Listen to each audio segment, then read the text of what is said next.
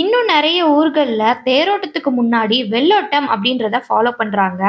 இதுக்கு பின்னாடி ஒரு பழைய தமிழர் நம்பிக்கையே இருக்குன்னு சொல்றாங்க. அத பத்தி தான் இன்னைக்கு பார்க்க போறோம். வாங்க வீடியோக்குள்ள போலாம். அந்த காலத்துல மக்கள் அவங்களோட காவல் தெய்வங்கள ஊரோட எல்லையில போய் வழிபட்டுட்டு வந்தாங்க. அப்படி ஒரு நாள் எந்த முன்னறிவிப்பும் இல்லாம தேரோட்டம் திடீர்னு ஊருக்குள்ள நடந்துச்சு.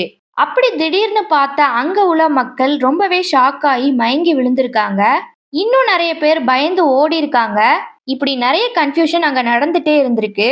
அப்போ அந்த ஊருக்கு வந்த ஒரு சித்தர், கடவுள நம்ம ஊருக்கு உள்ள கொண்டு வரோம் அப்படின்னா, கடவுளுக்கு முதல்ல நம்ம அழைப்பிதழ் குடுக்கணும் அப்படின்றத சொல்றாங்க.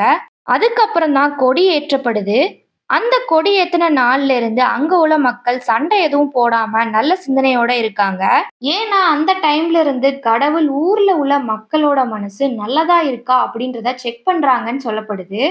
தேரோட்டம் நடக்கிறதுக்கு கொஞ்ச நாளைக்கு முன்னாடி வெள்ளோட்டம் நடக்கும். இந்த வெள்ளோட்டத்துல தான் தேரோட்டம் இப்படிதான் இருக்கும் அப்படின்றதுக்கான ஒரு ட்ரையல் ரன் தான் அது.